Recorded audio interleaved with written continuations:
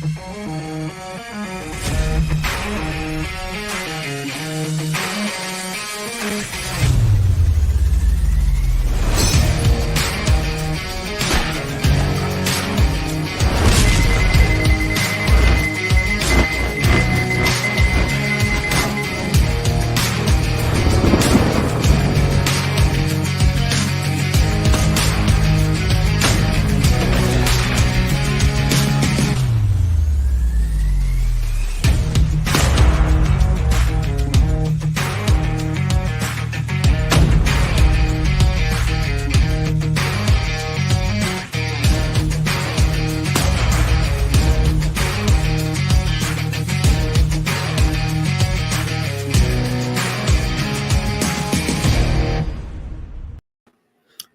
everybody. Welcome to another episode of the Storytellers. Tonight, we have another member of Team Testosterone, the great Mr. Dan Lawlis. Let's welcome him to the show. Hi, Dan. Hi, how are you? How's it feel to be part of Team Testosterone? I don't know. I don't know if I'm up for the job. I'm getting a little older, you know. It's like I don't know if I have that testosterone kicking through like I used to. Well, we'll get you on some, hormone therapy, and when you read some of these, these killer scripts, it'll bump all that T level up, and you'll be ready to roll. How is it you do it? How do you stay in shape? Because I'm getting a little flabby here, you know. It's like I used to be a pretty decent. I mean, I was not a great athlete, but I could play sports and competitive, and that kind of thing. Right. But I'm short too. I'm not a big guy, so. Yeah. Well, I'm just average height. Yeah, I'm 5'9". Really? Oh, you're 5'9"? I thought you were a huge guy. No, I'm only 5'9".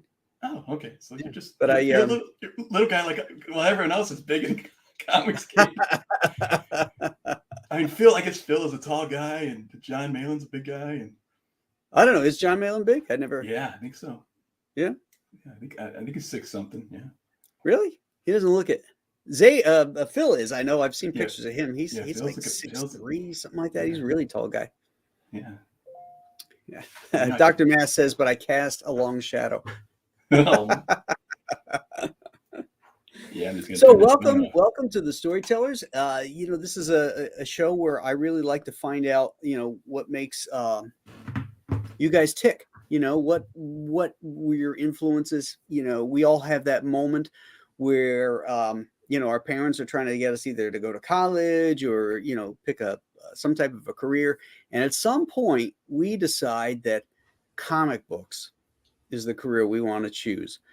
So I'm always curious, how old were you when that happened, and what was it? What was that aha moment where you said that's, or was it something that developed gradually? I would say almost organically, because my mom was an artist, and there was always art around.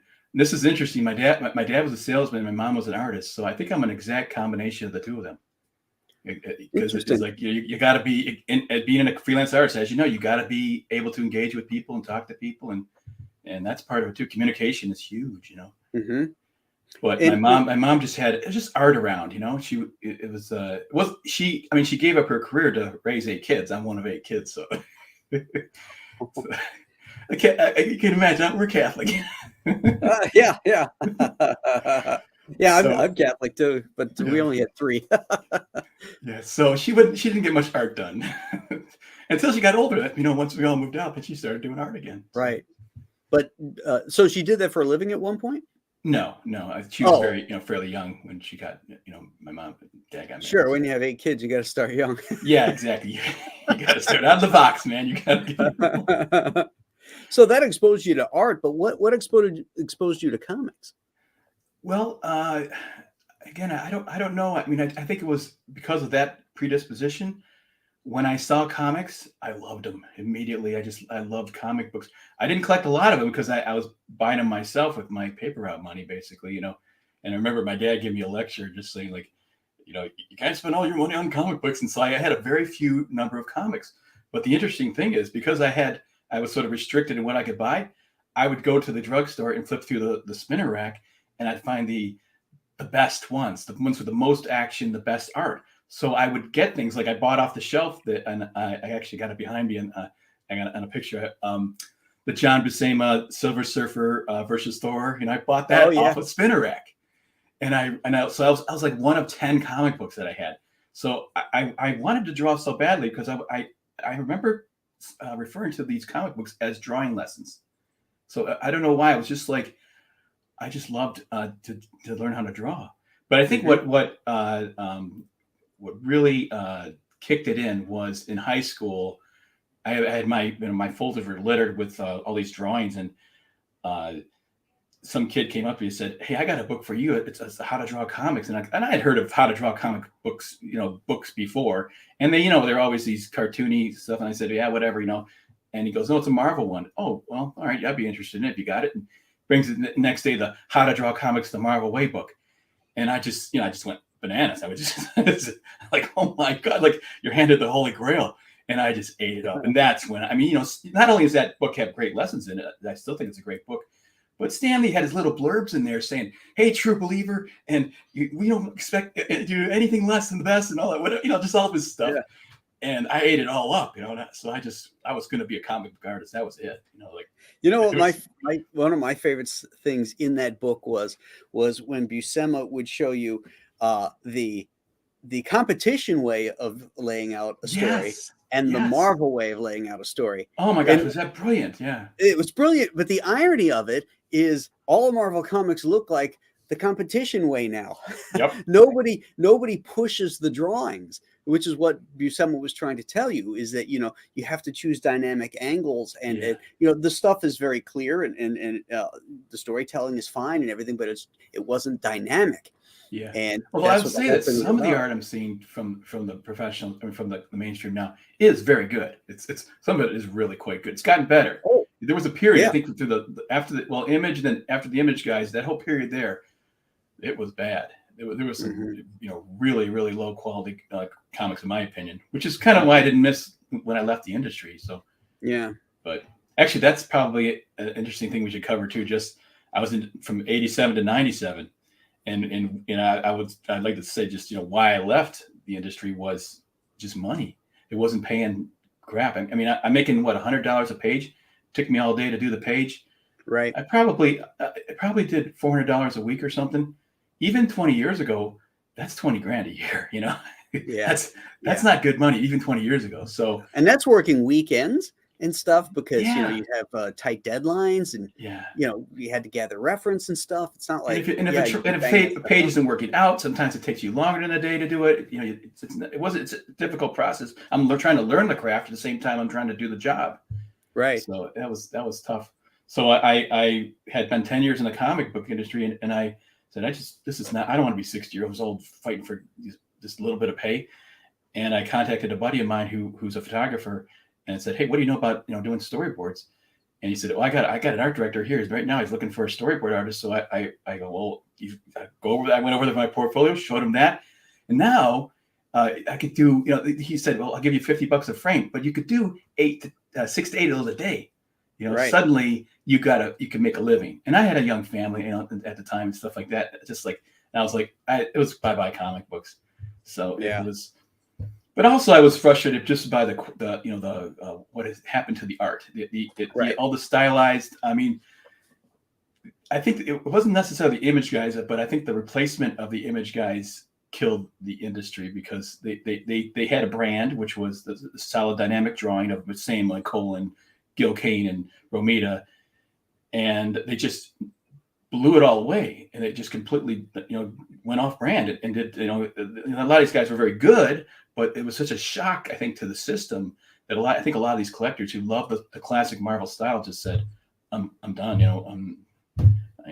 They're closing their collection because especially after the way they left. Remember, Marvel tried to flood the market with they had 5, 6 Spider-Man titles. Oh, and of course, the talent pool is really small then, and they're all trying to do McFarlane, and they ended up doing just really distorted Spider-Man stuff. And it just didn't look good. Well, you remember when Herb Trimpe was trying to do an Image style, Marvel was pushing him that way, and it was horrible. It was just Herb Trimpe was one of the greatest storytellers that worked for Marvel, and he had a very unique kind of Kirby-esque style, and I just loved his work. And then he starts trying to do this what he thought was in image styling, and it was just horrible, and it forced him, Yeah.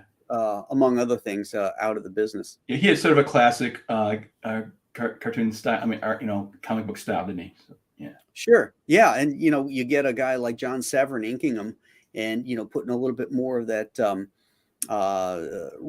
illustrative polish on it. Oh, my God. It's fantastic stuff. Yeah. But editorial at that point, they were very narrow-minded in what they accepted. There wasn't a diversity of styles. It was like they were looking for this, they let the image guys go, and now they want to replace them with Image Light, Yeah, and it didn't work. But plus, when they flooded the market, I think a lot of these comic book Marvel has seemed to neglected the comic book collector, and that I mean, because so these people had these collections, and they had to close them because they didn't want to contaminate it with just junk, quality. Mm-hmm. Whereas Marvel didn't used to have. I mean, used to produce smaller number of comic books. They had pretty decent, reliable quality. They they abused their collectors is what they did, I think. Mm-hmm. And I think and I don't think the sales have ever recovered since the 90s, have they? I mean, basically they tanked, and yeah, that was kind well, of the 90s was an anomaly because there was a huge spike in the 90s that resulted from speculator dollars coming in, right.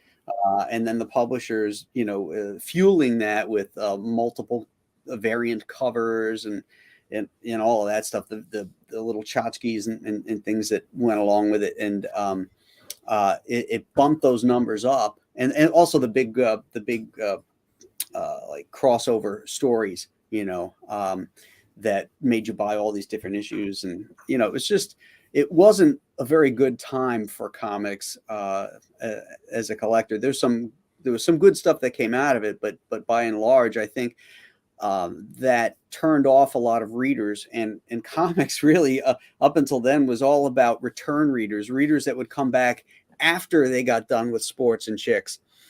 They would come, they were into comics first, then they discover sports and girls, and then they go off, and then they come back, and there's the nostalgia factor and all that kind of stuff. Well, that generation was lost. There was no nostalgia for them because it wasn't story based.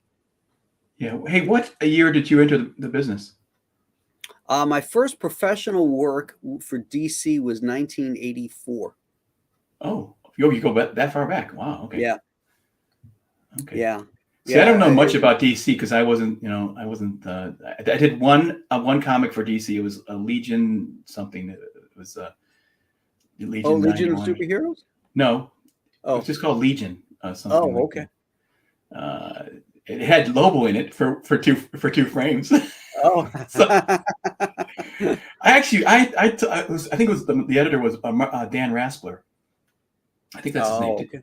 And I let him know. I said I would like to do Lobo. I would love to do Lobo. That would have been a fun character to work on, So, but yeah, honestly, a lot of the stuff I did, my Marvel career was not a whole lot of fun. It just, I didn't, I don't know. I just wanted to do superheroes, and just wasn't. And you couldn't pick your inker. I mean, I don't know. It just it didn't work out for me very well. So, you could send in pencils, and you get back stuff that you didn't even. I don't recognize. That's right. Tough when it's gone. Your drawings are gone. Like they're not coming back. So yeah. It was much better when I went to Dark Horse. Now, Dark Horse, they said, "Who do you want inking your stuff?" Oh, and nice. It just seemed to work a lot better. And I like the characters too. I like the universe, the barbed wire, Agents of Law. There was I don't know. There's a grittiness. It was kind of fun. It was what year were you doing stuff at Dark Horse? Actually, did I write it down? I put together because that's funny. Before I did this interview, I wanted to kind of come up with a timeline. Let's see. Right. And so I went ahead and took because I'd forgotten like all this stuff that I had. Let's see, where's the Dark Horse years? Well, while you're looking for that, I got a question for you. You're starting to get back into comics now. Yeah. And are you still working in advertising as well? Yeah. Okay. That still pays the bills, Okay. That's the thing. So I do this stuff on the fun, like I did that page for you. I mean, I had to squeeze it around, an assignment or two of my regular, my regular work. But oh, thanks, David. Whoa, I appreciate that. David is an outstanding artist. Yes, he is. Long career, and he's been on the show, and he's part of Team Testosterone as well. Yeah. I've known David for a number of years, so just through the internet, in our secret groups. Yeah, right. our infamous groups, the ones that got moles in them. Yeah, infiltrated. The rats. Barbed Wire was 94 and 95. Agents of Law was 95. Oh, okay. So that was my best work. That's when I finally hit my stride. I had a great inker. Ian Aiken was a great inker. I remember him. Yeah, and a really nice guy. And I was satisfied. The work came back looking as good or better than I had given it to him. So I was really happy with that. Well, that's what you want. You want an inker to bring something to the table. It isn't tracing, and it isn't. You have to make those lively pencil lines jump by putting a very hard black line on it. And it's a definite skill. Were you there when I mentioned on Ethan's show about the Kevin Nolan inking my one of my first jobs? Oh yeah, yeah. So that was a case where oh my god, I got this back and this is 10 times better. Oh man, because I always thought we made a pretty good team too, because I had pretty interesting layouts and drawing, pretty decent drawing skills, and he just finished it awesome. But you can't control someone like that. He can't, he's got to do his own thing, because the way he draws is so interesting. Oh, it's like Bill Sienkiewicz, or Joe Kubert. When they ink you, you get lost in it. Yeah. So I wouldn't mind that though. If it I told Carl Potts, I said, he asked me what inker I'd like, and I said Tom Palmer, and I knew, and he goes, he'll overwhelm your stuff. I'm like, yeah, save my stuff. You mean? Here's a crappy drawing. Can you fix it? Yeah, I've had Tom ink a bunch of stuff of mine, and I always liked, when I would have these inkers like Klaus Janson, Dick Giordano, Tom, Bill Sienkiewicz, when I would get my art pages back, it was always a great learning experience to see the pencils the same. They're my pencils. To see how they approached it, what they brought to the table, and what can I take from them and put into my own inking, that I like, and what did I not like, and avoid that, And so those four guys, Giordano, Jansen, Palmer, and Sienkiewicz, I think, are the four guys that I've kind of cribbed little bits from to apply to my own inking style. Yeah. I mean, people don't realize it as an artist. I study artists. I study Frazetta. I study Wrightson. I study Adam Hughes, like you're studying for an exam. Memorization and picking up little things, and then you try to get the best of everything and put it all together. Right. And make something good. So I tell young students, deconstruct the work. Your textbooks are right there. They're the comic books. All you got to do is spend the time and deconstruct the work and break it down and figure out what works, what doesn't work for you, and how to apply it to your own approach. Hey, I got a little something there. I just shared the screen if you want to take a look at it. I did this last night just for fun. You crossed the line, pal. I love it. That's awesome. Let me see if I can make that bigger? I don't know if it's bigger for them, but it's bigger for me. Could see it better. Oh, that's a great drawing. Yeah, I'm kind of basing it on Michael Golden's work that you sent me. So yeah, I figure it's kind of his character. Yeah, but yeah, that's from the story that I wrote. Yeah. Okay. Yeah, good stuff. Hey, we could talk about the two-fisted. It'd be a good time to talk about the two-fisted manly tales. Sure. I mean, this piece of artwork here, this is, I mean, this is it'd be a little tighter. I mean, you could also show the page that I did for you, of Mike Barron's story. But this is what I'm going to do on those 10 pages. This is the kind of art I'm going to do. Frazetta writes and kind of, this is where I'm moving towards in my comic book art style. Right. And the colors and I mean, this is what I'm so excited about comics. Like I haven't been excited in 20 years about comics. So I mean, because you can paint it. I mean, you can fully color it and control every bit of the print run. And I mean, I can control the colors now. I mean, that was one of the problems is you couldn't before. You sent it off and came back a complete mess. Right. Now I can control the entire process of from drawing to actual how those colors going to print with the CMYK levels and all that kind of stuff. It's great. The control is amazing. Huh. Let's see. Well, I could share it as I shared this one. Yeah, why don't you share it? Because Chrome is sending me a message saying my screen permission, there was a problem, and I don't want to deal with that right now. So there we go. Okay, I just plopped that one right on top of that other one. Easy peasy. Okay. Can you blow that up at all? I can zoom in on it here on sections. Let's see. So we can okay, yeah, and then now you can kind of go over. You see what I'm doing? I'm sending this out to all these guys, these independent guys, and saying, send me your logo. I'm gonna just fill this truck with logos. Yeah, it's got where is it? There's Chanu right there. Yeah. And so I mean, I'm waiting for some more guys, to put some stuff on. I don't know how to get in contact with John Malin to this day, and so I got to get the Graveyard Shift. I contacted Mark Polton, and okay, and I want to put his Graveyard Shift. The car is going to have like more of the vampire stuff, like it's got Nosferatu, it's got Shant's logo, okay, and it's going to have Vaughn's logo hopefully there,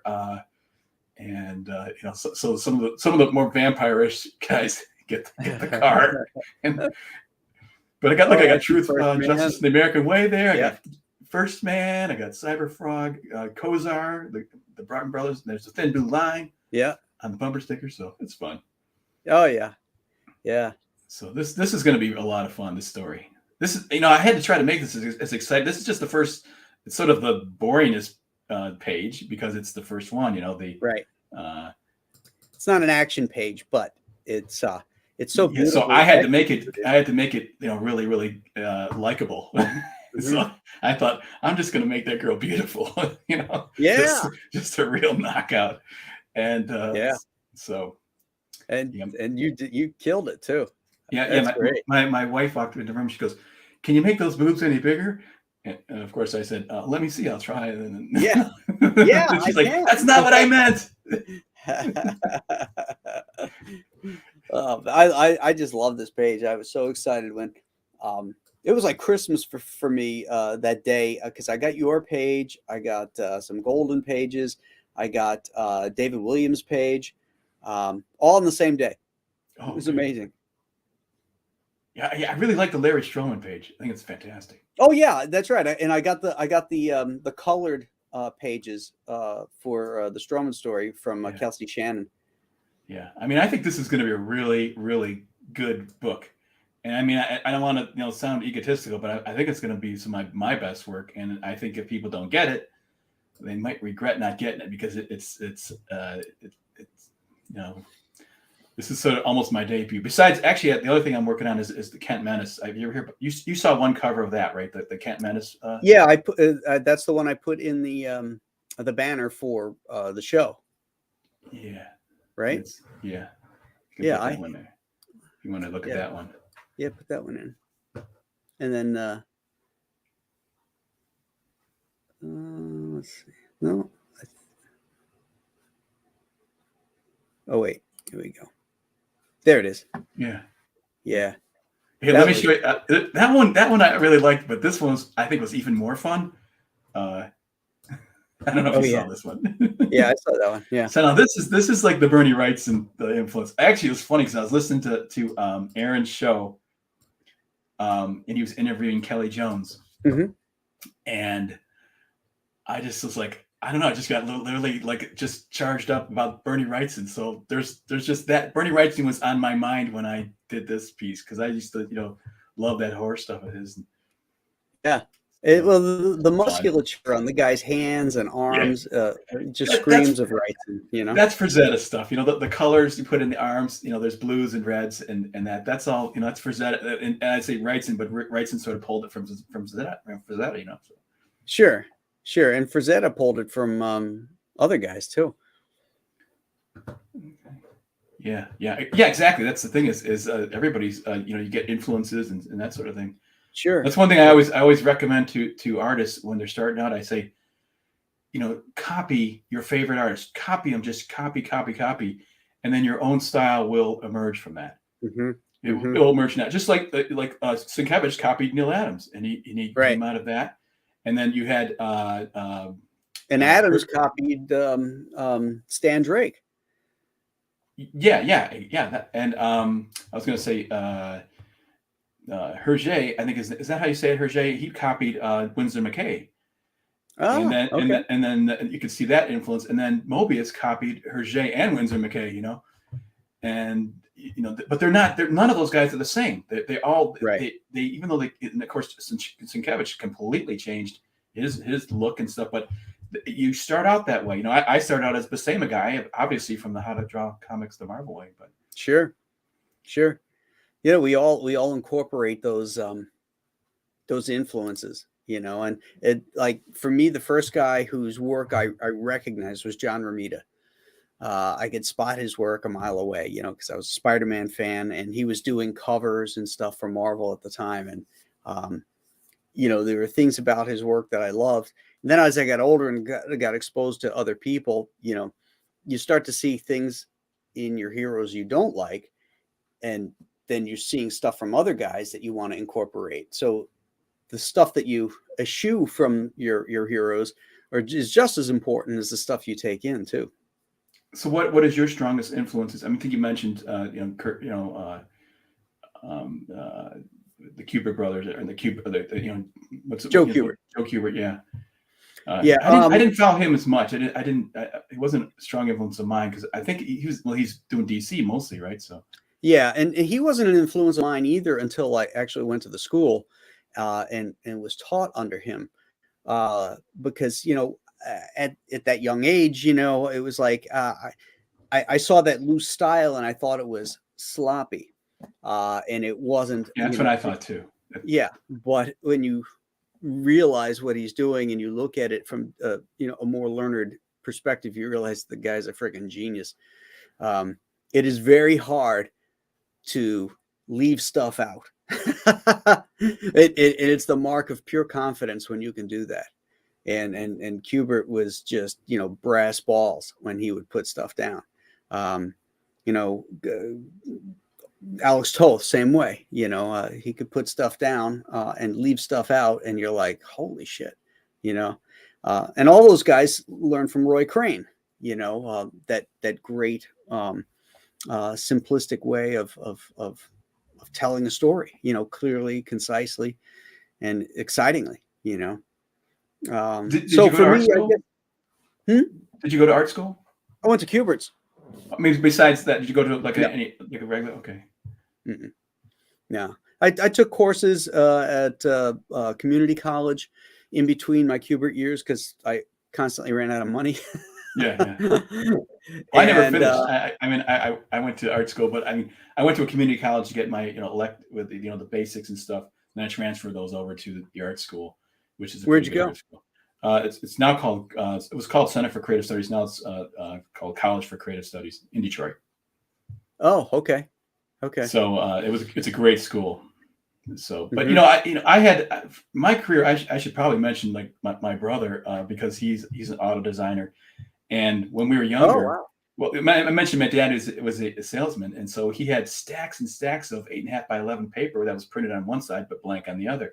So we just had piles of paper we could just churn through. We sat, we were at the tail end of these 8 kids I mentioned, so I think by the time we showed up, it's like, here, kids, shut up and just here's a piece of paper, So we would sit there on the step and just draw, and he would draw cars, and I would draw the monsters and the aliens and the superheroes, and like just nobody said stop.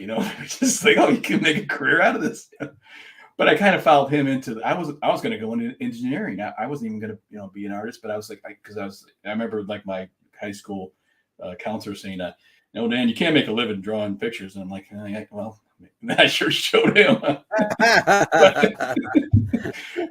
But my brother Pete went down to CCS one day and he was going to go. He was actually in the engineering program as another brother of mine who was actually he was an actual engineer.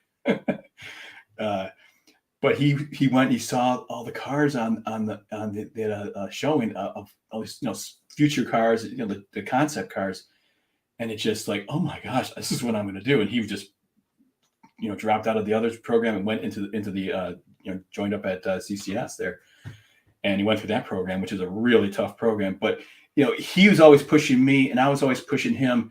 And we were brutal to each other with our art. He criticized, every little aspect, and I would do the same, and to his work. And so we really pushed each other. I had somebody to really, if it sucked, he would just say that sucks. Right. So there wasn't because sometimes a lot of artists have somebody kind of coming along going, "Oh, it's so nice. You did a good job. Johnny, you did it. That's a beautiful drawing. You're so talented." Yeah, you're so talented. Exactly. And professionally, it's not that great. But see, I got that real world kind of thing where it's like, that's not that great. No. Did you have one of those portfolio reviews where you got really castigated? Yeah. Well, actually, now it wasn't really super hard for me to break into business because I took my portfolio. I got my first job at Motor City Comic Con, and Archie Goodwin saw my stuff and he goes, you're really good. I'm gonna I'll give it and he Carl Potts then contacted me and I just started going at it from there. But I almost forgot about this when I was talking to Ethan. 2 years before, when I was 18, I bought a plane ticket, went and stayed with a friend, and marched into Marvel Comics and DC Comics without an appointment in my big ass portfolio case, and showed them my work, and they ripped it to shreds. But so everybody gets. Do you remember who it was? Who was the editor that ripped it? I think DC was. I think it was Sal Amendola, maybe, or something like that. I forget his name. Yeah. He would have been. What year was that? 87? No, because this was before. This was probably 85 or something. That would have been Sal. He was the new talent coordinator. Okay. He was my teacher, and he was the guy who bought my first professional work. Oh, okay. Yeah. He taught. The interview was going okay, and then he got to this. I had this piece in my college art school. You had to pick a cause. Just like he had all these. The teacher had all these causes, and I didn't even know what was going on. Whatever. I picked this one. It said because he had really liberal causes, really conservative causes, and I just picked one. It said taxation is legalized theft, and so I picked this. I did this drawing of this criminal on top of a place with the money bag and stuff, and I took that in. It was a pretty kind of strong piece in a way. Sal's flipping through my stuff. He sees this. He goes, "What's this?" He goes, "Do you believe that?" Like, I'm like, I don't know, maybe. And the interview kind of went short after that. It was like, he's like, there's so many things I can teach you. There's so many things. I have too many things I can teach you right now. So come back. He said, but he was nice. He said, come back, when you finish school. Yeah. He was an educator. I mean, he used to teach at SVA and he taught at the Cupid School as well. I told you that I ran out of money going to the Cupid School. So I went 1 year, ran out of money, came back a second year. Well, in that interim year, when I was going to community college, when I wasn't at Cupid's, Sal and Dick Giordano were coming down to Orlando for the Orlando. It wasn't called Orlando Con back then, I don't think. But whatever it was, we'll call it the Orlando Con. And I was walking in and I saw Sal and Dick, and I said hi to Sal, and Sal says to Dick, he says, "Hey, this is Graham Nolan, a student of mine who's coming back to school this year, and he's the guy I was telling you about." So evidently he had Dick's ear and was telling him about my work and all that kind of stuff. So I thought, oh man, this is great. I've got an in here. I'm gonna go show my portfolio. Well, we go into the show and I show it to Dick, and he just tore me a new one. And everything he said was absolutely right. I was not ready. That year off did not serve me. So I was stagnated. I didn't really progress at a level commitment with the students that went to school that second year. And,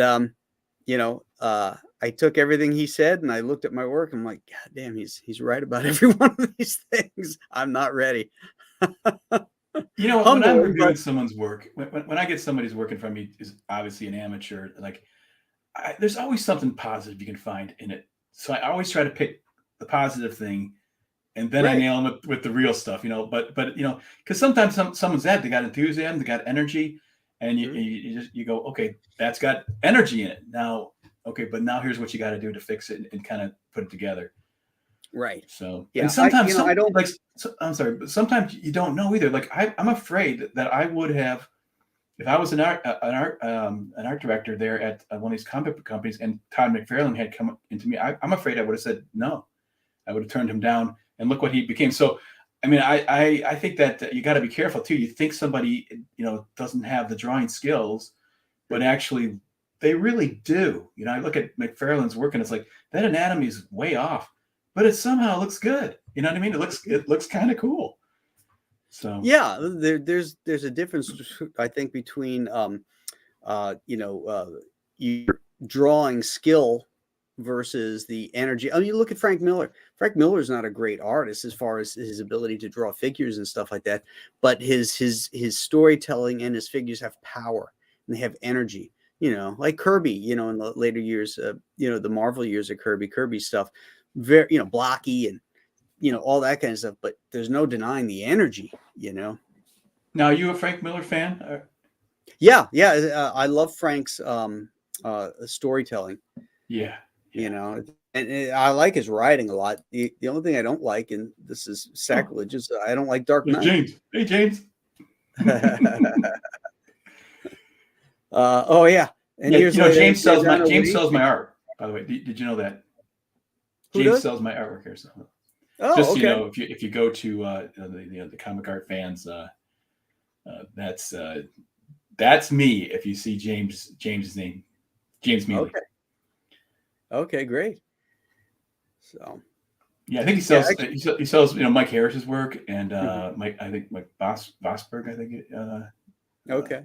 So a couple other guys, Yeah. Well, what's the website? Is it sequentialtreasures.com? Ask James there. Ask him to put it in there. Yeah. Put James, put the link to the website in the comments in case anybody's looking to pick up an original, either his art or any of your other clients. That'd be cool. Let's make a sale tonight, people. Yeah. Hey, Graham. Speaking of Frank Miller, I remember picking that Frank Miller's. I can remember pretty clearly picking that book off the shelf. I almost didn't buy it because, as I mentioned, I'm really restrictive. When I would go to the comic, even as an art student, when I was still have that restrictive. I mean, I got no money as an artist and art student, so I was very selective, and I picked the comics for the art.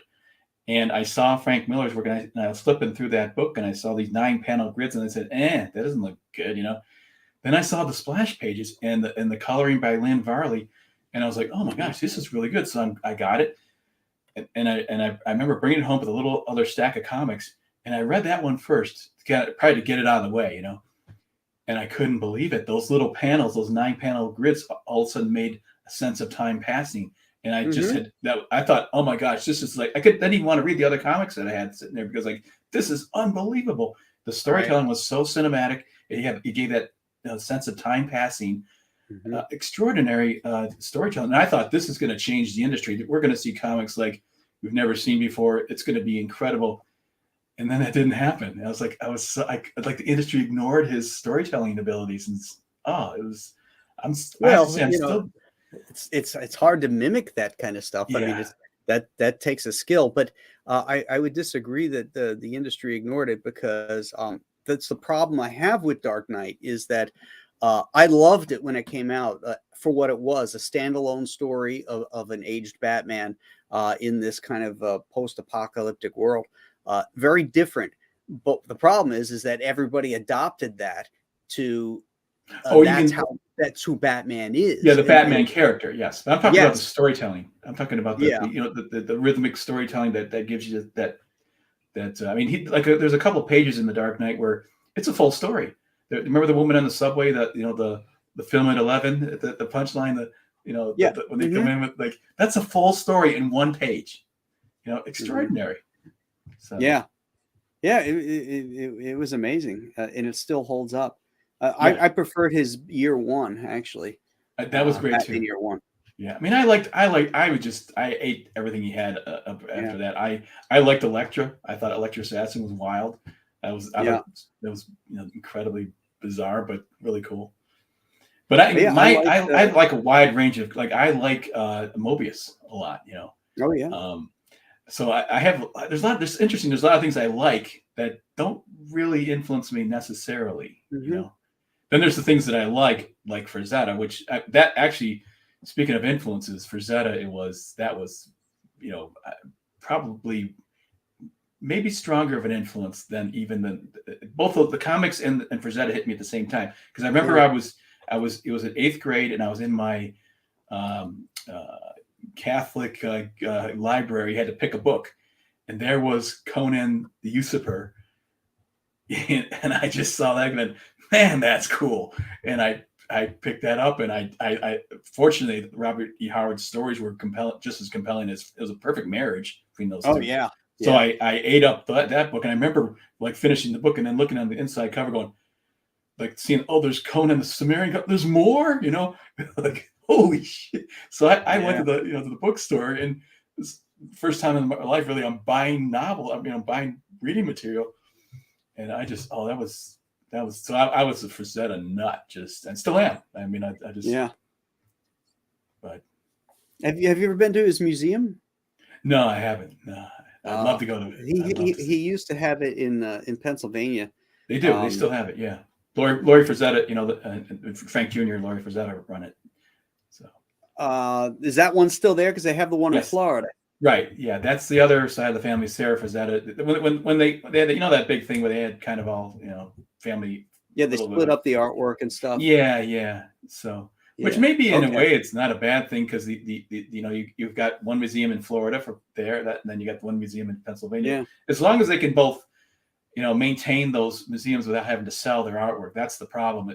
Right. I'm sure it's expensive, because those paintings are all worth $1 million or more, and then that's the you got to have insurance on that security. license You got to have, security. that's not Yeah. cheap. Just Yeah. getting these, like Sarah was saying, like, just getting these, like, paintings from one place to another. It's expensive just to transport them. You have to get a armored car, or whatever it is. Yeah. Can you imagine? So, Yeah, I got to see. I went to the one in Stroudsburg back in the '80s when Frank was still alive, and Ellie, his wife, pretty much ran the museum, and so she was there. And the paintings are right there. It's surprising how small most of them are. yeah, Some of them I've seen pictures of it now. painted big, but a lot of them are very, maybe about that big, you know. But oh my God, to see them in person, the books that we used to get that used to light our lives up as kids, they don't do those colors justice. They don't do, like the Panther Girl, the one where she's leaning up against that mossy Right. tree and has the Yeah, paint. I know them all. Yeah. That moss is done in modeling clay, and Oh, it lifts up probably a 1/4 inch off the canvas.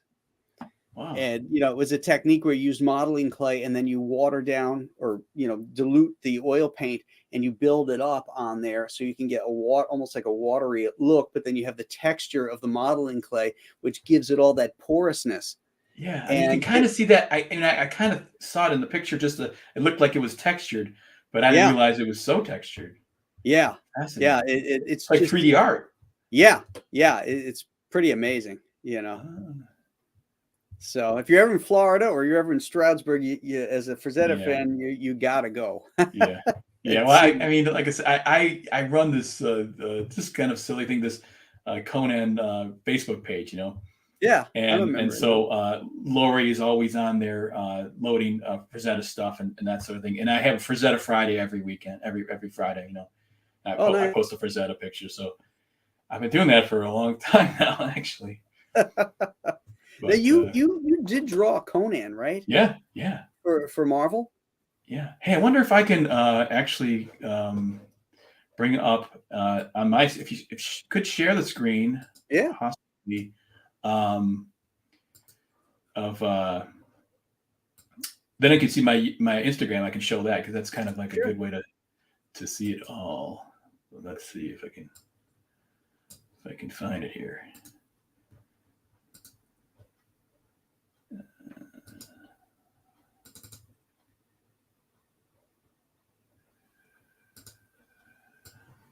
Let's see it. Wait, I think I got to make it a little smaller before I bring it over here.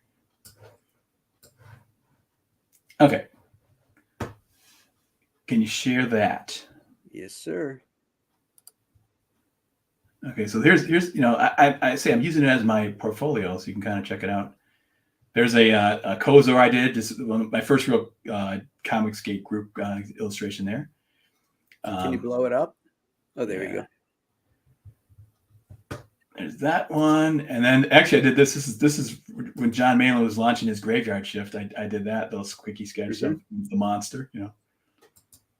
Oh, there's an Andy Smith First Man. Yeah, nice. Let's go. You can see all the stuff I did. Here's the Godlike. I entered the Godlike contest. Oh, okay. Yeah. I swear, I thought I had that baby one. I thought, but it didn't work out. What is your Instagram name? Dan Lawlis Art. Dan Lawlis Art. Okay. Yep. But I'm pretty sure. Instagram. Oh, I know it's in the very bottom. Hang on a second. Yeah, it's the first one.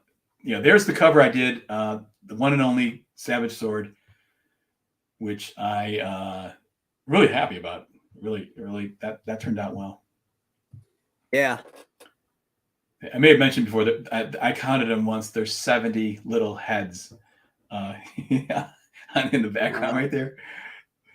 Literally 70. There's because the art extends a little bit beyond it, so there's a lot of heads over here. So. Now, is this the period when Chuck was writing it and Gary Kwapis? I think we just missed each other, honestly. But that was my only cover. Let's see. I'll show you. I did. Go back down. There's a Conan. What's that one? That's a mock. I made up a mock cover. I was trying to get a job doing Conan at Marvel, and that just didn't work out. So. Jesus, that looks great. I'd have hired you. Yeah. Well, I don't know. There's the competition's pretty steep. I'd say there's some good artists out there, but now here's I did this interior one of Conan. Actually, it's kind of funny about this one. I always kind of thought it was kind of not the best drawing because the legs are just so thick and everything. And right. And so I put it up on my Conan page, and everybody was like, "Oh my gosh, this is great!" I was like, and then I looked at it again. It is pretty solid. He sure looks tough. Well, so, you know what? It goes back to, again, power versus realism. Right. It's a powerful drawing. The way his face looks, that kind of scarred up face, those crazy eyes. And then, those thick legs, like Frazetta would draw stuff that was, a little wonky, like small hands sometimes. And, but, still looks great. Doesn't have to be Garcia Lopez, where every figure is absolutely perfect. Speaking of Marvel, a couple of things I liked was like these. I did some painted trading cards for them, but this was just a pinup, and you can see now. I mentioned I look at everybody who's out there, and you can see the McFarlane influence on this one. The big eyes, the big spider eyes, and stuff like that, and that the goblin there is total McFarlane influence, there. But I looked, I saw his stuff, and I didn't like how he drew, Peter Parker, Mary Jane, all that stuff. But I said, but his Spider-Mans are really cool. So I pull that, as you mentioned, you pull the good stuff, Right. and you kind of reject the things you don't like, and you come up with your own thing, you know. Right. Exactly. But I did that painted Star-Lord series. That was kind of cool. 3-part, fully painted. I think that took me almost a year to do that. Oh wow! But, so you did the interior art on that? I did too? the whole thing. Yeah. If you want to find out how good or how bad you are, try painting the book. It's really it reveals every weakness you have in drawing. So I like most of it, but some of it I go, wasn't that great. But I would do much better now with the computer. Really, the computer coloring, I think it looks really slick. Oh yeah, and it's faster. You can fix things. Speaking of let's see. I think I have. Where's the? I did a Death Dealer mock-up cover. I was thinking of maybe I could work on Death Dealer or something at some point, but I thought that turned out pretty well.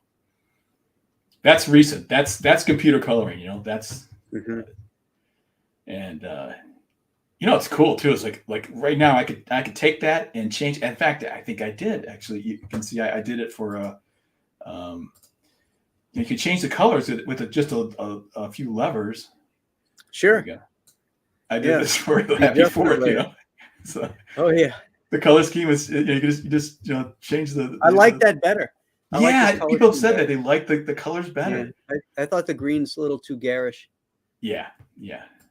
But I kind of that's what my illustrative approach. Like here's an old piece, where I kind of what I kind of wanted to do was, or I was trying to do anyway, was keep it.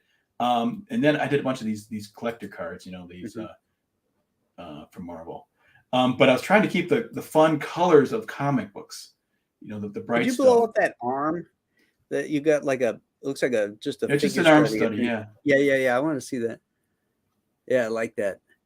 Yeah, that's just accumulated knowledge. The drawing to me is you draw your stick figures, and as a matter of fact, I don't know if we can do that. You can go to my hang on a second. Let me see if I can find it first before I go through all this. But I mean, if you want to look at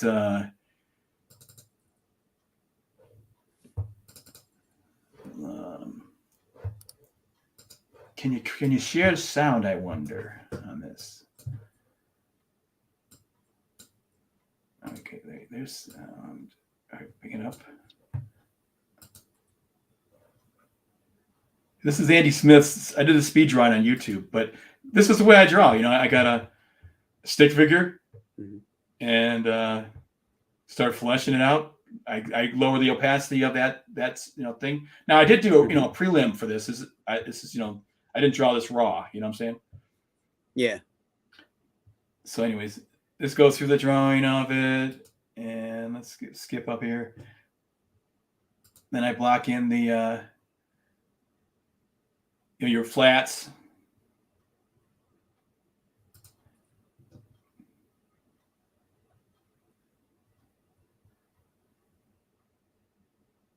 But you're thinking about how to draw comics the Marvel way. You have all these all these drawing books. You got these couple images to show you. Now with YouTube, you can show someone exactly. I mean, they can see it, draw it. Right. That's kind of cool. See how you do Chrome and all that stuff, and right. So you're doing all your stuff on other layers here. Yep, everything's on layers. Yeah.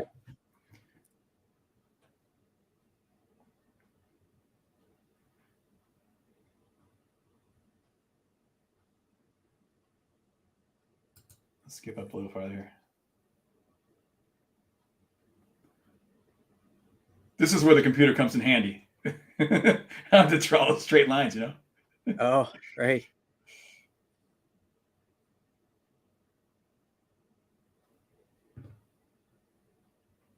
So I'll just skip near the end here. Oh yeah, that's cool how you did that speed line. You guys go back first, man. That's fantastic. Anyways, I think I asked you to put the YouTube channel in the private chat. but I think you just put the YouTube's address there. It's not yours. Okay. So we want to, make sure that we get that out. Anyway, yeah, well, I can see it here. I got the How to Draw Comics by Dan Lawson. I've got a number of them up here. I did a Death Dealer. I did a Spider-Man. Moof was a friend of John Livesey. He had a character that they tried to launch a while back, and then some of these are just. I should actually click on one of these. Do How to Draw Dracula. Okay, hang on a second. I did this. This is the. I do a pumpkin carving party for my neighborhood every year, and so I do an invite for the neighborhood, and this is just one of them. I made them into things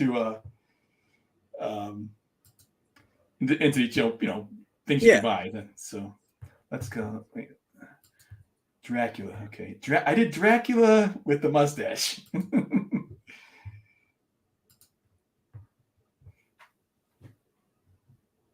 Wait, I gotta skip that shit. Okay.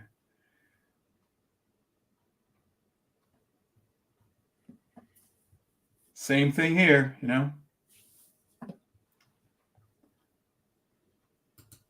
And so you're using a Wacom tablet? Yeah. Uh-huh.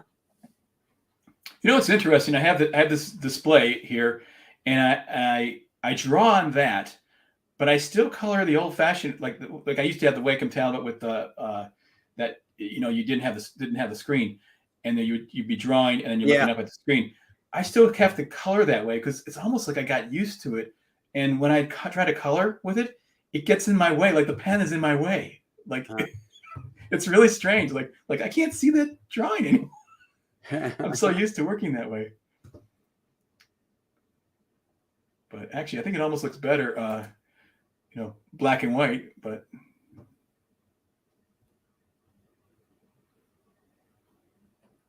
here's another advantage of is flipping it. Yeah. Man, when you flip it, oh my gosh, you see everything. It's amazing. Yeah.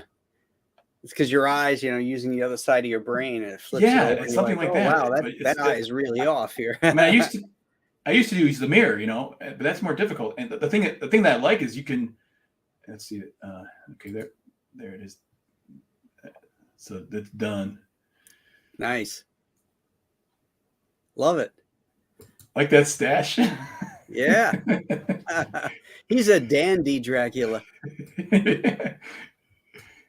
It's a serious stash. It is. Well, that's how he picks up all the chicks. Oh, okay. Yeah. He's got the stash. The Transylvanian stash. Yeah, so anyways. Yes, Christina, Dracula does have a mustache in the original book. Yeah. He's got hair on his palms too. So I don't know what Dracula's doing. Yeah, if you Christina, if you look at the Greg Hildebrand illustrations, he also, they're pretty good, famous book illustrations. He did Dracula with the mustache like that. So yeah, interesting. Yeah, that's a good book. It is. Yeah.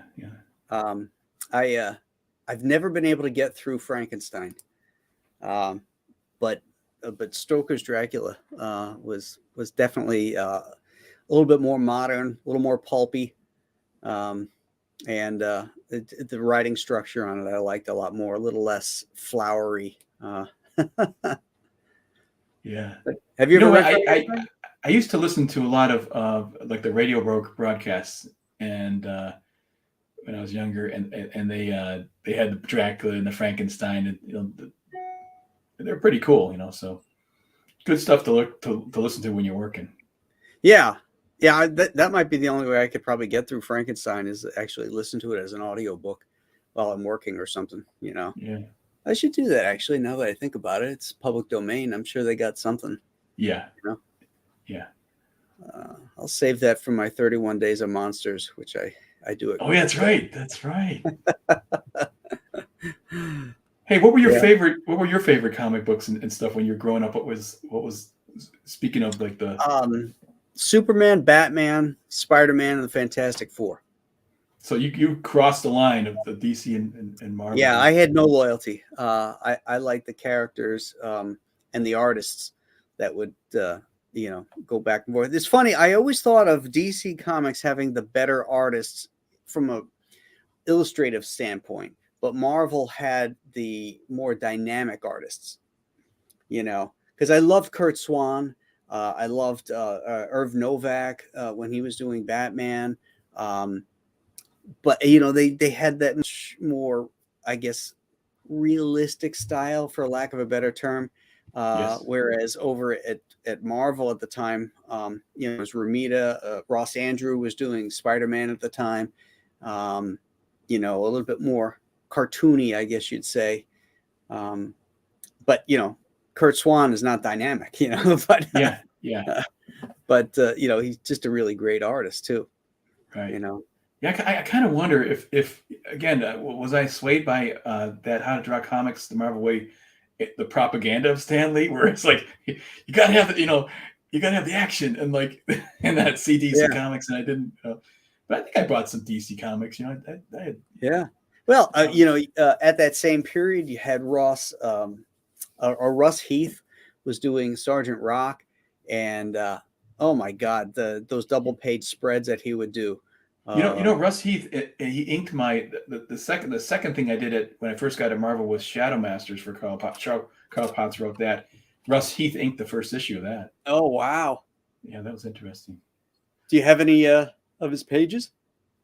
I don't think so. But bummer! It would have been nice to hold on to at least one. Check with James, see what he's got. I think there might be some.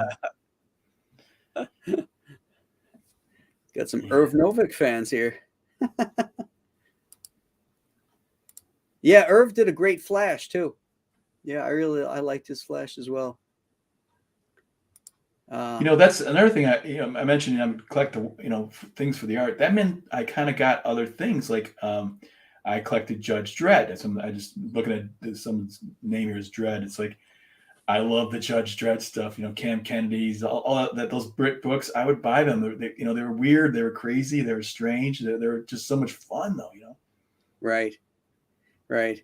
So you were a Marvel zombie. You really like the Marvel stuff. Well, again, I was limited in how many books I could even buy. So I picked the heavy hitters, so to speak.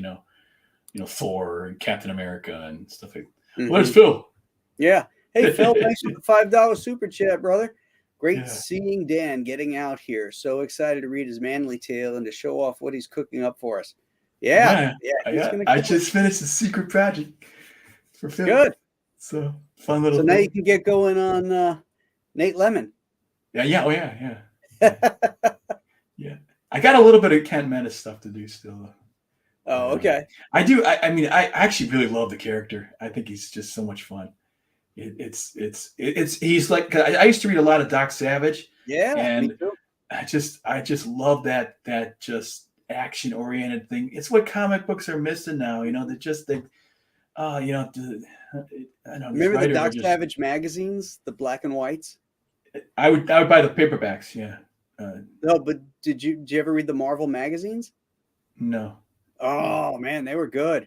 Okay. Yeah, John. I've got 2 original pages from the first magazine by John Buscema and Tony DeZuniga. Oh, John Buscema drew Doc Savage? Yeah. Ooh, that sounds good. Yeah, he did issue 1. I think he did layouts in 2, or number 3, and then Tony DeZuniga did most of the other ones.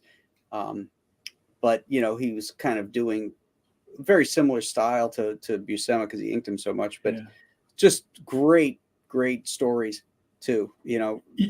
Similar to my draw to comic books artistically, I was also drawn to book cover illustrations. So that's why I loved. I came to Frazetta and Conan and all that stuff, but also the James Bama and Larkin, Doc Savage covers were just amazingly beautifully, just so realistically drawn, just technically awesome. It was great with the Doc Savage books too, because they used to come out every month, just like a comic book.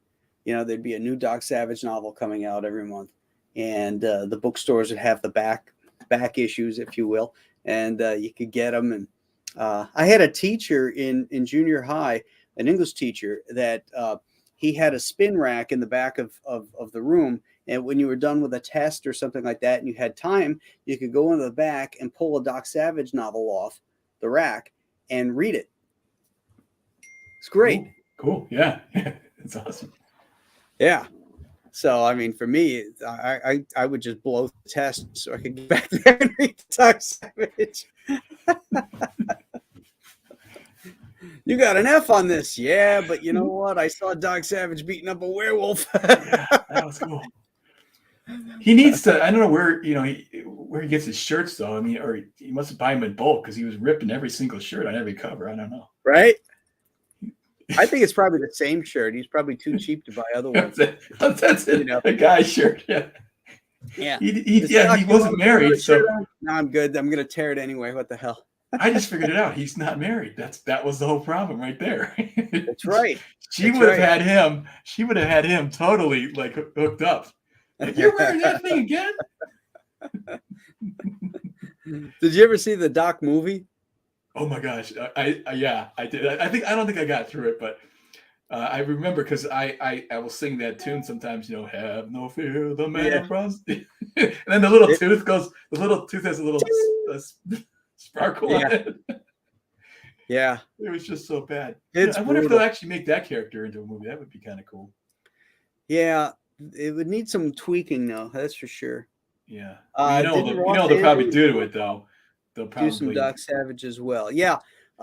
When Marvel first started Doc Savage, they did it as a comic, and the comic didn't sell well, so they canceled it. But they were still paying for the licensing for it, so they went to the black and white magazine.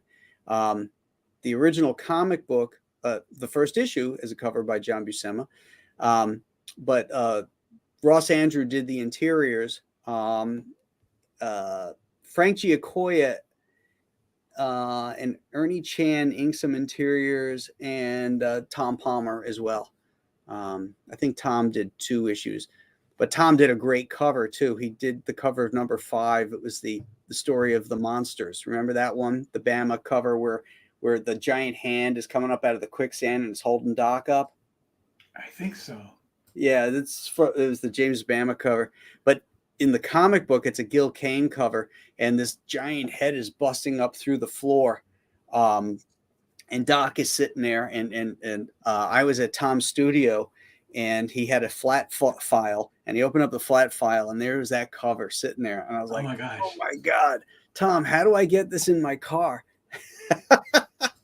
Do you know if those things were they oils or they acrylics? What were they? Well, the Palmer one was pencils and inks. Yeah, but I'm saying that you said the one that wait, which one did you pull out? The Gil Kane one. Oh, the Gil Kane one. Okay. Yeah, not the Bama. I thought you said Bama. I thought he had a Bama. No, I was just relating it to the story and the Bama cover. Yeah. So it was a Gil Kane Palmer. Yes. Oh, yeah. Yeah. Let me see if I can find it here. Doc Savage.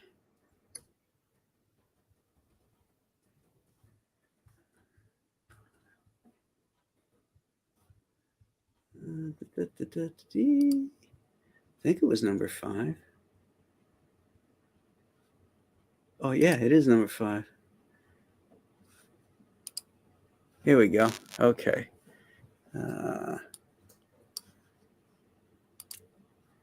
Let's see if I can share screen. Chrome tab. Here we go.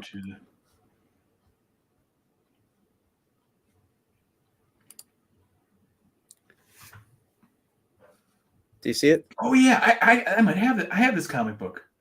Yeah. Oh yeah. Oh yeah. That Look at how powerful that is. Isn't that awesome? Yeah. See, I love Gil Kane stuff. It's so strong. Yeah.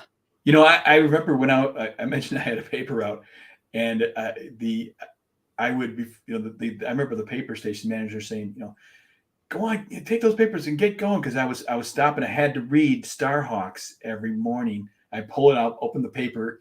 Yeah. Remember Gil Kane? He did the Starhawks. Yeah, I have that collected as well. I just love that comic book.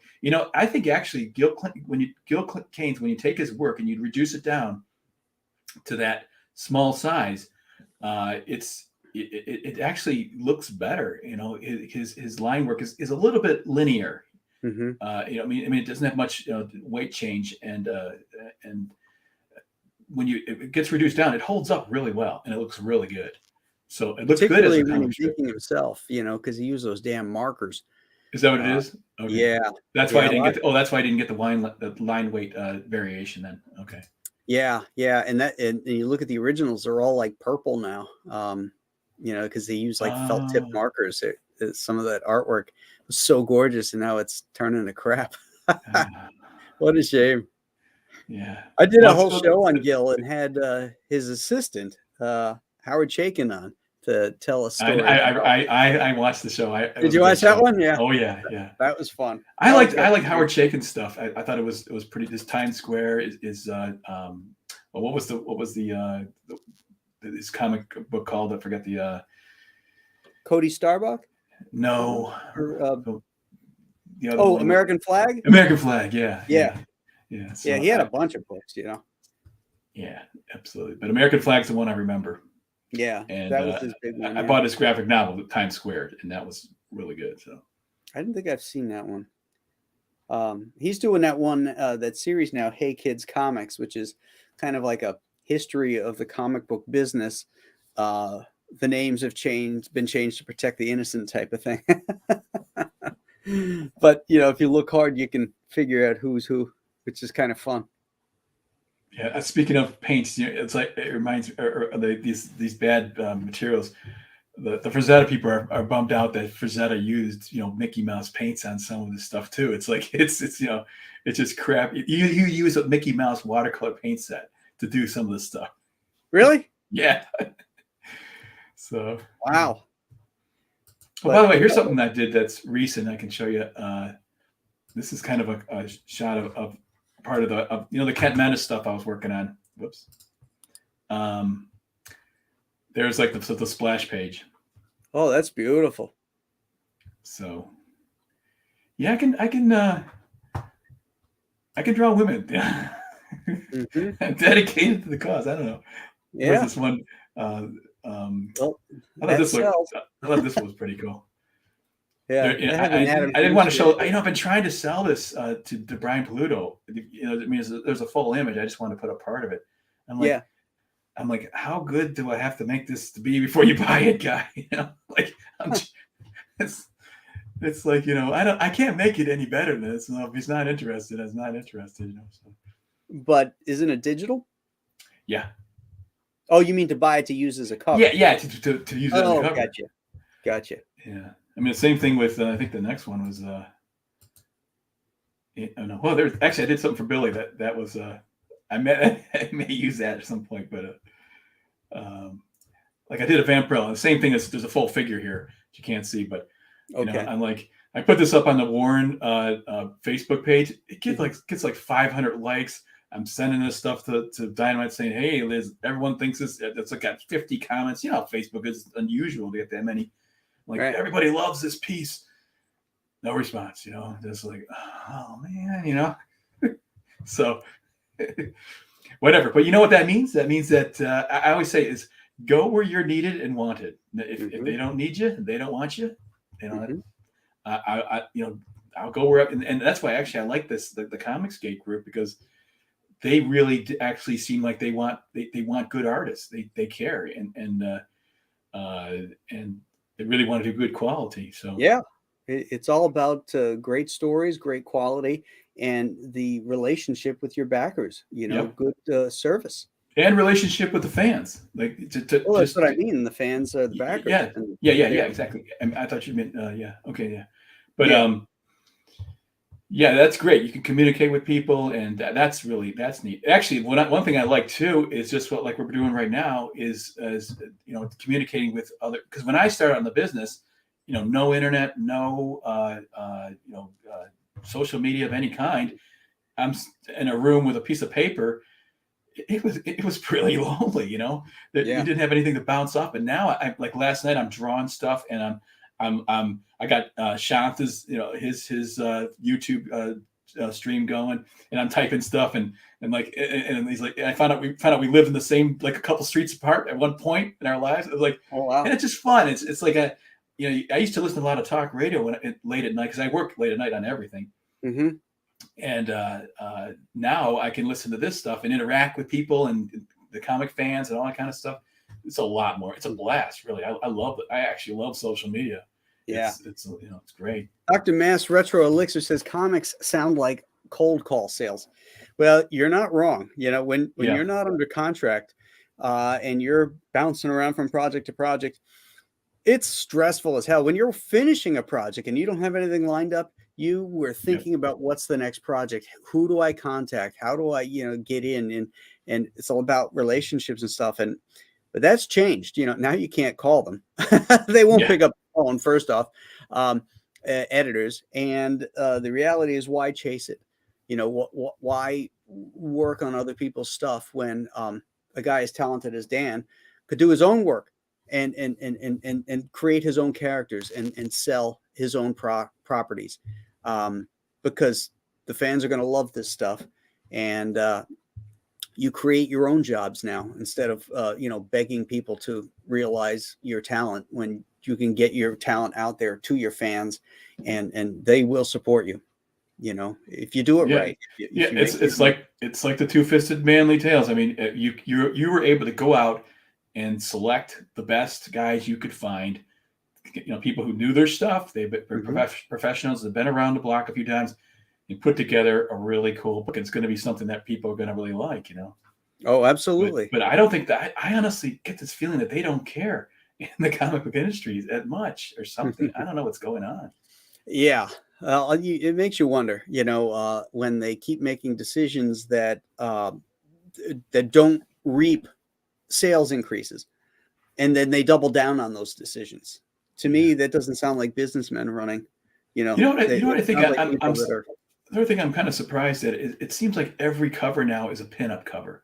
Yeah. Whereas when I was younger, it used to have the what was on the cover would tell you what's inside, so you knew Spider-Man was going to be fighting the Lizard, because that was it's almost like, to me, the comic book cover is a movie trailer, and if you look at this, exactly, that's going to happen. That's going to happen in the book, and even if it doesn't happen exactly like this, it gives you an idea.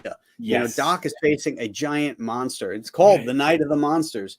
There's a girl in peril. And this freaking guy's coming up through the floor. I mean, and his hand's about to grab Doc. I mean, how could you say no? How could you not give him 20 cents to find out what happens?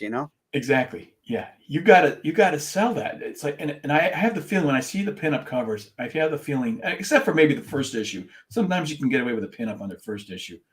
But when I see it, it sounds like they don't care about what's in the story. They're not excited about it. That's what it tells me. You're not excited to tell me what's going on in that story if your cover is not reflecting that.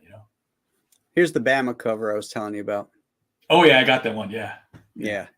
For the same story. I would raid these old, rickety old bookshops. Like, I remember one time I went in there and I bought like 30 because they were like $1, And I walk up to kind of like, I guess you like Doc Savage. And like, well, I was picking them for the covers. I was going to study the art on it, but I would read them too.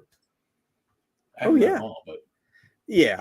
have like 50, There's a period between 1933 and say 1938 that I like, and the stuff after that, the formats changed, and I didn't really enjoy them. But those early ones, the super adventures, so to speak, were a lot of fun. Yeah. I would actually like to go back and read, but I don't know about you, but I don't have time to read anything. No. And when I do, it's at night, and my eyes are shot. They're just exhausted from staring at a screen or looking at paperwork or writing. I was working on a script today, and at 5 o'clock I just got up and went upstairs. I'm like, my eyes are just bug-eyed. You're constantly thinking, and then writing, and it's like, whew, I gotta take a break. I don't write much. I've written a story, and the only person that's seen it is Mike Barron. He said he liked it a lot. Oh, good. When I'm writing, it seems like the writing happens when I'm on my walk or something like that, or Mhm. and then it's all like it's all there. Then it sort of starts forming itself, and then I just write it down, and I have to write it down as fast as so I don't forget it. Yeah. You know what? When I was working on the Canoe, I had a plot point I couldn't get past, and I'm like, God damn. So I took the dog out for a walk and lit a cigar up and was walking around. And then, it was a beautiful, summer day. And all of a sudden it clicked. It went into my head, and I was still about half a mile away Isn't from that home. funny? Yeah. And I'm like, oh, that's it. That's the thing. I can add this element. It'll change this, and it works perfectly. And now I got to get the dog home. I got to go write this down. Yeah, the worst is in the middle of the night if you get it like Oh, I got a yeah. great idea. So like remember the Seinfeld episode with the he had the joke and he wrote something down, his scribble, he couldn't read it. Oh, yeah, that's right. He's trying to get everybody to. Yeah. What does this say? What's it say? That was funny. Do you remember the? I think it was probably in the Spider-Man annual, the first one. It was like this little story of how Steve and how Stan and Steve created Spider-Man. And so it's kind of like this little joke story of Stan calling Steve up in the middle of the night because he's got this idea, and Steve's like, Lee, you're nuts. I'm trying to get some sleep. And, then it shows you, he's drawing it. Before there was comics the Marvel way, I remember that story, and I remember thinking, oh, look that's the pencil drawing right there. And look at, and then he would draw, he'd have his pen nib, and he'd showing you the pen nib. And I thought, oh, this is really cool, But it was a lot of fun too, because it was I remember that. I remember that. I love that story. Yeah. Are you a fan of Will Eisner? Oh yeah. In the spirit stuff, did you like the spirit stuff? Oh yeah. In fact, each one of my books, I've been using a different style to better enhance the story, the flavor of the story. And so the next book that I'm doing after Giant Size Two-Fisted Manly Tales is The Ghosts of Metakumba Key. And it's a ghost story and a mystery. And I'm going to do it in more of an Eisner-esque deep shadows type of thing. So I'll be doing my homework and studying Will's storytelling and black placement and stuff like that, to kind of pull that out, but without aping his style, just something reminiscent. It's because it fits the tone of the story, Right. Yeah. I like this. I didn't always love it because it was a little too cartoony for me, but but some of the shadows and stuff and the way he did these, the layouts. I think he worked in theater or something. I remember seeing an interview with him, and he said he learned a lot about doing shadows and atmosphere that way. And so that was cool stuff. But yeah, it was. But he was a master at it. What he did, of course. I got to meet him when I was at the Kubert School. There was a show of Will's painted covers for I think it was Warren that he was doing it for. Because he started, they were doing spirit stories for Warren, and then it went to Kitchen Sink. But anyway, those paintings, the originals, were hanging up in a gallery at the School of Visual Arts where Will was a teacher.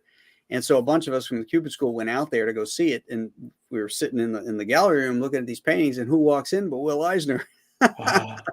So cool. We got to talk to him a little bit, and it was pretty cool. Yeah. I wish I'd met more of these guys. I wish I'd met John Buscema. I wish I met him too. I never got to meet him. Or Kirby. I never met Kirby. I met Kirby. Okay. I met Kirby. I met Stan. I never met Stan Lee. I met him the year before he died in Rhode Island at a convention there. What a promoter! Oh my God. Oh yeah. He was great. What a personality, Yeah. Well, I remember enjoying the comic books, and then I would read those Stan soapboxes, those articles he'd write, and I can remember him talking about him going to Hollywood, and the Silver Surfer story is going to be like a Star Wars. How he's playing it all up. Right. Of course, those first Marvel movies were so bad. Oh yeah. He was a very small fish in a very big pond out there. Yeah. But what happened is he just had to wait for all those kids like us to grow up, and get into the business. And then all of a sudden, that's when the movie happens, because it just took the time, because he is planting the seeds of all for his fandom to grow up, and everyone suddenly said, "Hey, we can make these movies now. We're making that Spider-Man movie now." Yeah, and look at how it's come out, and with all his little what they call it, where cameos. What is it? The cameos, you mean? Cameos, yeah, the cameos. Yeah. They're great. I love the Thor one when he comes up with the haircut. Oh, there's got so many. Or actually, one of my favorite was the when he had the pickup truck, and he tried to yank the hammer out of the ground. He goes, "Did it work?" And he took out the whole back axle out. Yeah, the train and everything's out.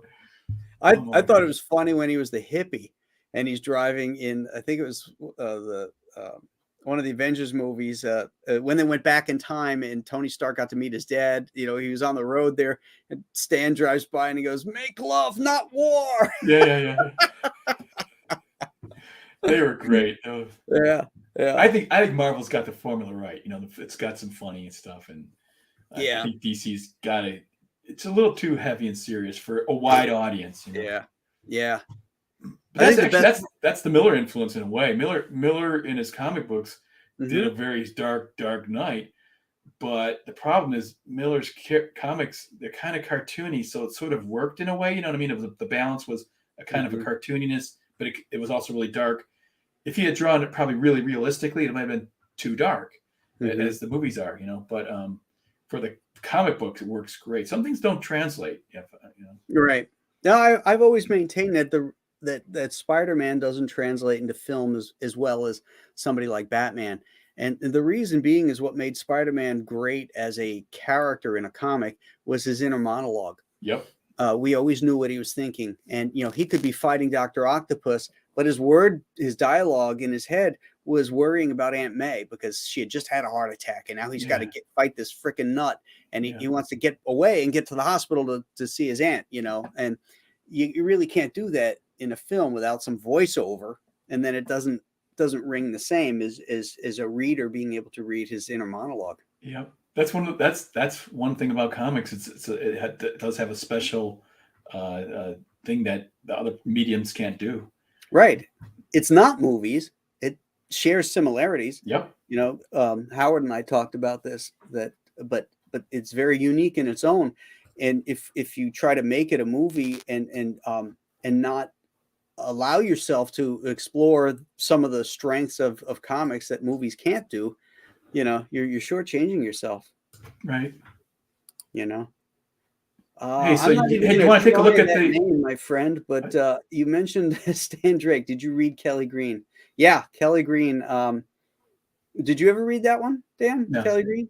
It was drawn by Stan Drake and written by I always forget his name. Leonard Starr, the guy who did the great On Stage comic strip. Leonard Starr and Drake worked at the same ad agency in New York City that Neil Adams eventually worked for, and those guys are amazing. And Kelly Green is a great kind of detective story. They did like 4 softback books, but then they just recently collected it in hardback, so you can get the whole thing, the whole Kelly Green storyline. It's on Amazon. Okay. It's worth looking at if you haven't seen it. Hey, do you want to look at the Two-Fisted Manly Tales campaign? Sure. Let's see what's happening with it. Yeah. All right. Two-Fisted. First we'll do this, then we'll do this. Wait. Nope, I'm still in the wrong one. Let me get rid of this. And then I'll share.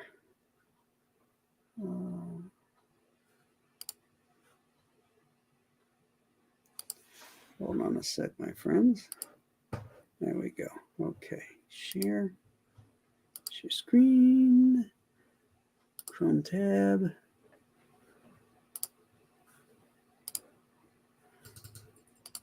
There we go. Okay. So where are let's do a refresh here, see where we're at. But last couple of days I've been pushing Ooh, hard. 80. Yeah. Cool.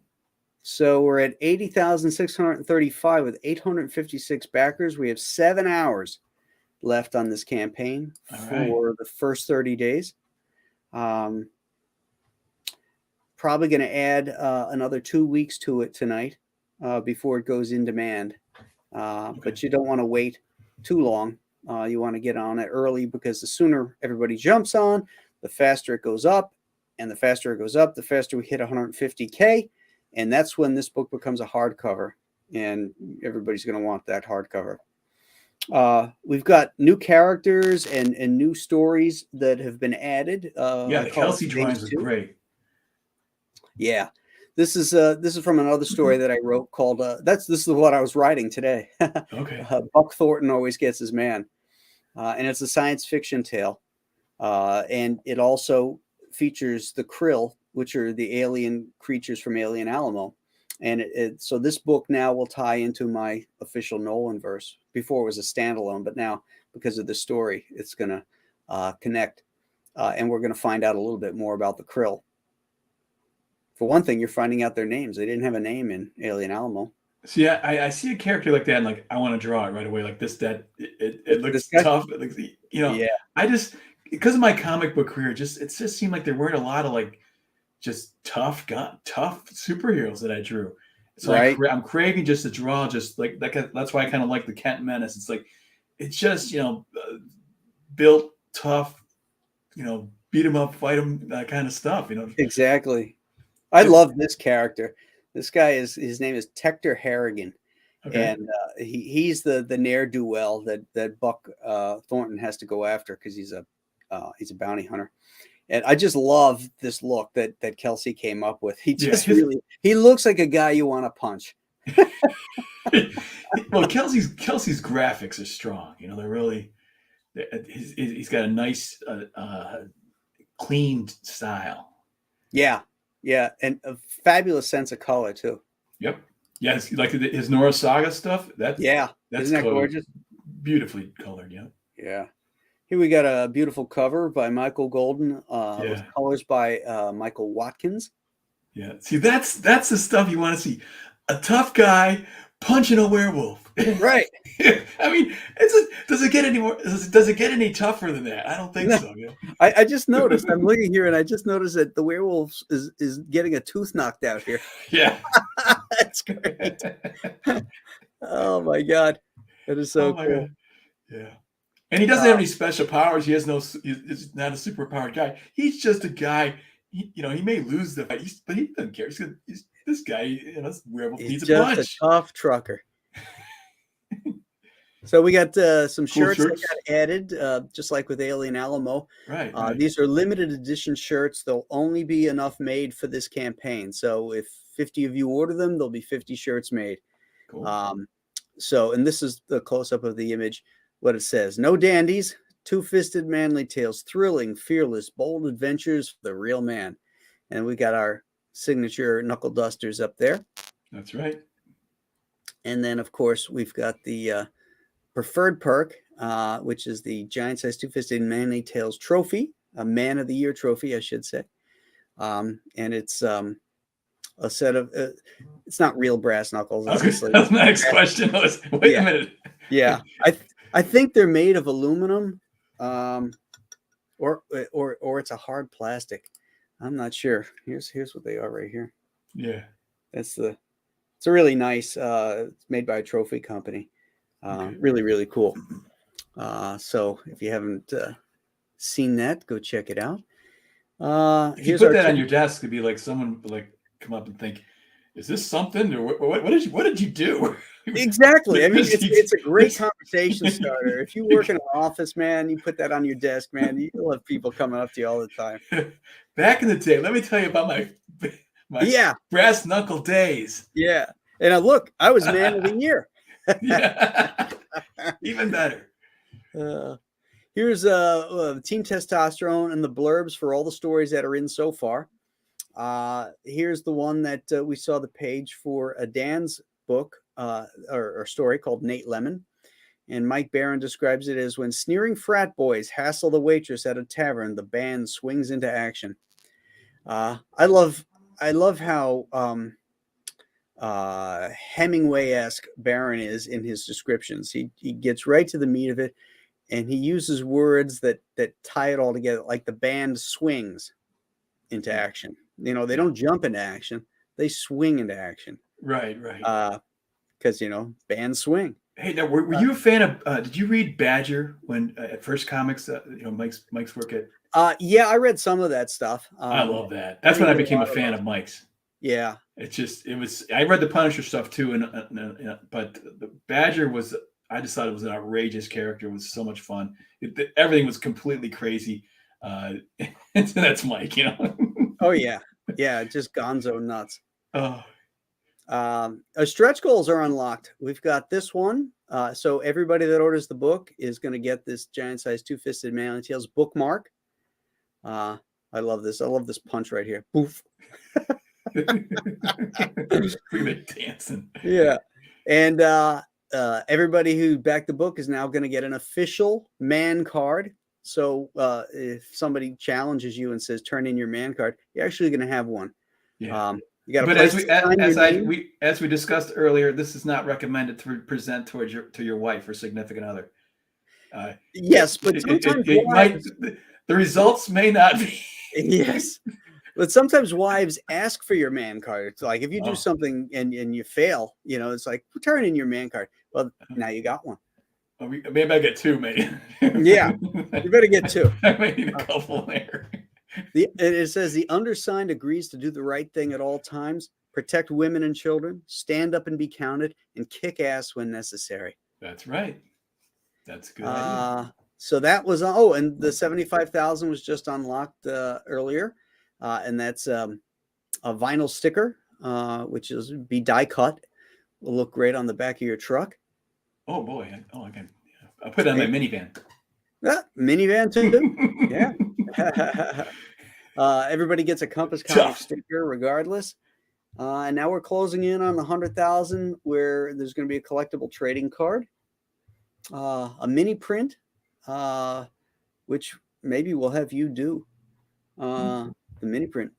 And then the biggie is at 150,000. This gets upgraded to a hardcover. So to put it in perspective, gang,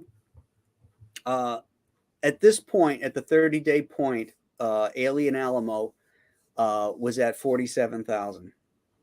Okay, we're at 80,000 at the 30-day point. Alien Alamo went on to raise 131,000 before it closed. We still have plenty of time in demand before we start fulfilling for this thing. So we can definitely hit that 150 because we're ahead of the curve on Alien Alamo. Okay. So if you're thinking about backing it, please do so. The sooner the better, and we'll get this sucker into a hardcover, and it's going to look really cool. There's no digital copies of this because I want this to be special. I want it to be a bookshelf book. So yeah, let's make it. That's the thing is respect the collectors. Right. These people want to they collect that stuff. They want it to be exclusive. So. Right. And a hardcover on a bookshelf looks great. So yeah, that would be cool. Yeah, pressure's on now. I got the really good stuff. Oh, here's some more artwork. If you haven't seen this is that's the page. I love that Larry Strowman page. Yeah. I always love this stuff. I loved its Alien Legion stuff. I liked his X Factor stuff. Yep. Larry really broke the mold, creating a really different and interesting style back then. I mean, look at those compositions. Look at the design put into that. Mm-hmm. Right. It's wonderfully done. Kelsey Shannon did the coloring on this. Killed it. Oh, Kelsey. Here's a guy by the name of Dan Lawlis. We saw this page, but this is another beauty. There's more stickers on that van. On that story. There's more stickers on that truck now. So yeah, that's right. There's more growing in number. Here we have Bo Smith, the creator of Winona Earp, and the actor who plays Doc Holliday on that show, Tim Rozon, wrote this story. Andrew Paquette A real Renaissance man, incredible artist, Yeah, he's good. photographer, educator. He drew this story and Yeah, I colored can it. hardly wait to read that Andrew's one. That going to be looks the really guest good. next week, by the way. Oh, really? Oh my gosh, I got to Yeah. tune in. Tell him I said Uh, hi, by the way. yeah. This is by Kevin Grievous and Roberto Castro. If you ever saw the Underworld series with Kate Beckinsale, those movies, Right. those Yeah, I were did. created and written by Kevin. And Oh, Kevin okay. actually plays a werewolf in it. Oh, okay. This creature. And God damn, I always forget the name of this character. But anyway, this guy right here, this is the character that Kevin played, and he's this werewolf guy. Cool. Now I'm sure somebody in the chat will tell me the guy's name. And this is a panel from Butch Geiss's story that Mike Barron wrote called Gurkha on a Train, I which want is to a see real more. badass story. That's just one panel, then. Yeah. Okay. Yeah. Butch hasn't gotten pages in yet. He's been busy, and I think he just had the flu, so Okay. we're waiting. But it'll be worth the wait because Butch is so great. So. Did Butch did he work on Doctor Strange? Yeah. I loved his run on Doctor Strange. It was really good. Raise, thank you. Raise is the name of that werewolf character. Yeah, I knew this was. I had to write the damn thing down on a piece of paper next to my computer because I can never remember the character's name. But thank you for that. So yeah, that's the campaign, my friends. Okay. We got a great team. Dan is part of the team, and we got great writers. And I think you're going to really like this book. 100 plus pages of knuckle busting, lip splitting, teeth splitting action. So yeah, I think people are looking for this sort of thing. Just that unabashed masculinity. Yeah. Just fun adventure. Great And because I mean, I now we've seen all this stuff get political and things like that. It's like that stuff's like a wet blanket. Nobody wants to hear it. No one wants to be preached to. They just want adventure and fun. I mean, if you want news, there's a zillion news stations to turn on. Exactly. It's like, this is comics. This is fun. This is, especially now more than ever, we need it. People are looking for a spot that's not contaminated with all that stuff, Mm-hmm. So yeah, I think this would be it. Backer. Very good. Getting closer. Yeah, we just picked up a backer. That's good. Cool. Thank you. Appreciate you guys. Absolutely. Thank you. All the way to Iceland is one of them. Way to go. Oh, maybe more than a few. Great. All right, really my friends.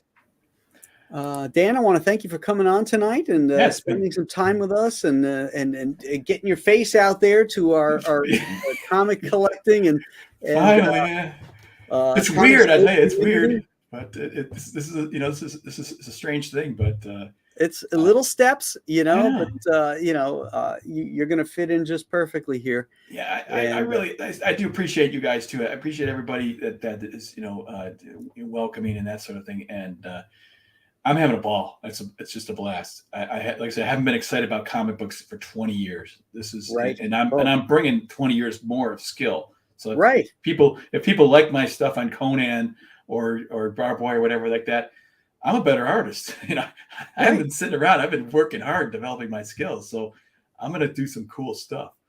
I hope anyways. I know you will. And Citizen Ronan says he started the stream cleanly shaven. After hearing about 250 Manly Tales, I now have a full beard. See, I can't. Speaking of manly, I can't grow a beard. I mean, I get a Scooby Doo, like I get a Shaggy from Scooby. But Billy can't grow a beard either. So okay, but I'm jealous of these guys. They got these just chunky ass beards. Yeah, well, nobody has a better beard than Kelsey. Yeah. He's got that Dan Haggerty beard going on. Grizzly Adams. Yep. So, okay, gang. Right. Let's see. Tonight is Wednesday. Tomorrow is the Professionals. I think it's on Billy's channel, right? I think it's Billy's. And we're going to be talking about George Perez. the great George Perez, Oh. and kind of honoring his career. So you're going to want He's to tune still into that.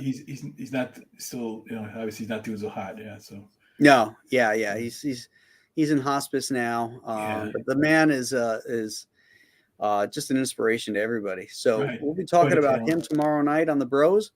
Yeah. And then, I never miss a show. You know, it's funny. My wife, I said, I said, the professional's on tonight. She goes, oh, gotta watch your show. Yeah, I gotta go see my show. You know, like I call it my show. You know. oh, that's good. So, and it's fun. It's We a have lot of fun watching you guys. So. Yeah, we really gel well. Yeah, but you know, that's part of the inspiration I think I'm having now is I'm seeing you guys and I'm getting excited to, hey, look, I'll show you what I did and all that kind of thing. You know, it's exciting to bounce things. This is what I didn't have so much earlier in my career was the ability to kind of bounce these ideas off people and be able to communicate and say, hey, you know, I mean, you put something online now, I could put it on Instagram or Twitter, whatever, immediate result. You know, like, what do you think of this?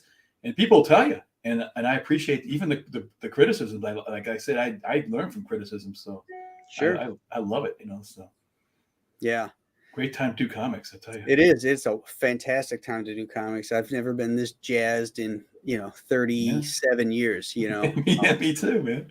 So yeah, it's that passion, that excitement that's going to translate into the work and make a better product because we can take our time on it. We don't have these phony baloney deadlines that other people gatekeep us on. And we do, all of my books that I've published so far were all rejected by so-called real publishers, right? And I made them successful.